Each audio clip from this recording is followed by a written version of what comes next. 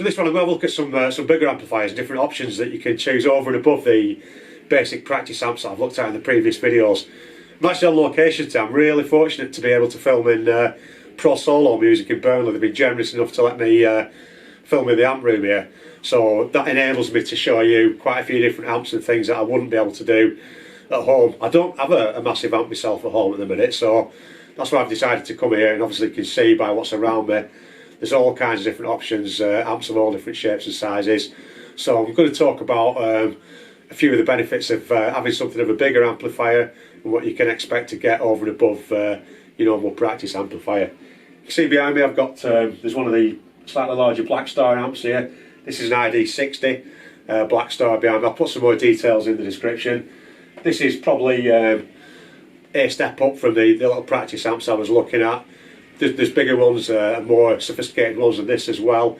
I'll show one of those in just a second. Really nice amplifier just over the other side there. But you can get the idea straight away, just at the size of this thing. It's obviously more substantial. It's going to give you more power. As I say, this is a 60, so it's you know, it's obviously 60 wattage. So that's giving you a lot more than the 10 watts, the 15 watts that I was looking at on the previous practice amplifiers.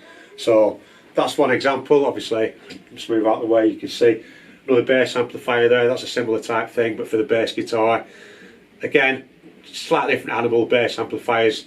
Main thing is they're designed to handle low frequencies, and they've got a different type of speaker in. So I did mention before, if you remember, not a great idea always to put your bass guitar through a normal guitar amp. So for that reason, you tend to have dedicated bass amps to do that. So let's have a look at some more stuff. So this amp just behind me here, this is the BLACKSTAR HT Club 40 Mark II. The reason I'm showing you this one in particular is because I've seen this one actually used live, so I've seen the capabilities of what it can actually do.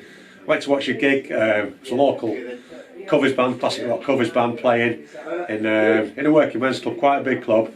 This is a 40 watt amp. This was exactly what was being used there, and for a live working band, this is an absolutely fantastic example of the type of thing that would be really useful for you.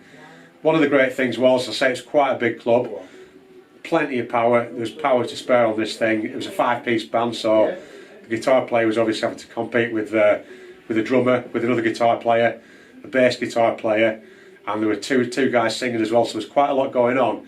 And one of the difficulties, if you've never experienced playing live with a band before, is getting your guitar sound to be heard and to what you call cut through the mix and to be clear. Particularly when you're playing in a covers band, you're playing a variety of different types of music, so the amplifier's got to be able to cope playing all those different types of music. I've had amplifiers before. You know from my other videos I'm mostly into my metal music and that type of thing. So some amplifiers are really great for that, but might not be so good for other sounds.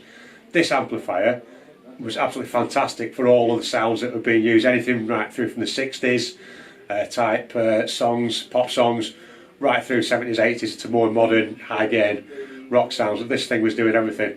I had a look at the setup that the guy was using. I was quite impressed with the sound, so I went and had a look at the setup, and it was all just based around this amplifier.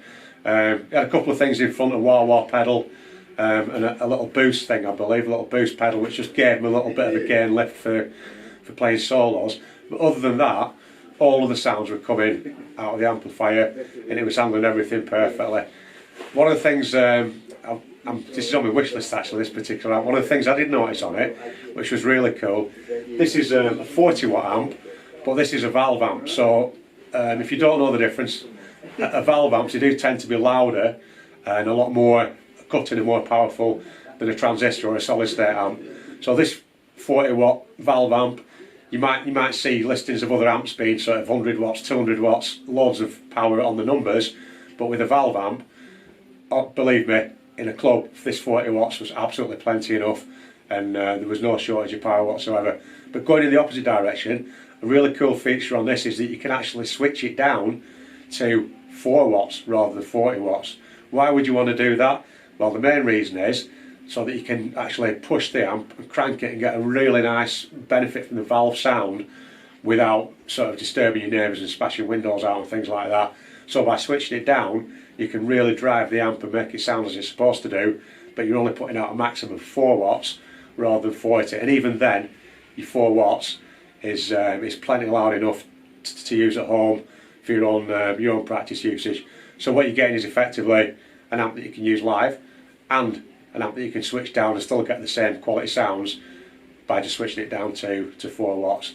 It's got all the different channels, effects, all the stuff that you'd normally expect and find useful. The amount of setup you can do on it. If you look at the front panel on it, it looks like a fairly simple front panel, but there's a lot of hidden features. There's all kinds of stuff you can do on that particular amp. As I say, this is something that I'm really interested in myself. This is a great example of something that's a good step up from your normal common practice amps that I was looking at. You might recognise this little guy. This is the ID core amp that I was featuring on my other video. This is the 10 watt version. Just to pan across a little bit, because we've got them all in the shop here. There's also the 20 watt version of that amp as well, so you're effectively looking at the same basic feature set, but a slightly physically larger. I'll just come back a little bit so hopefully you can see the size difference in those. And obviously 20 watts, got twice the output as well. As well as those standard looking amps, whilst we'll have a look at some of the other different styles of amps. There's all kinds of different styles you can get, so there's something to suit everybody's sort of taste. They're not just black boxes. We've got some of these nice classic vintage looking type things as well. Go around, that's the 40 that we were just looking at before, obviously.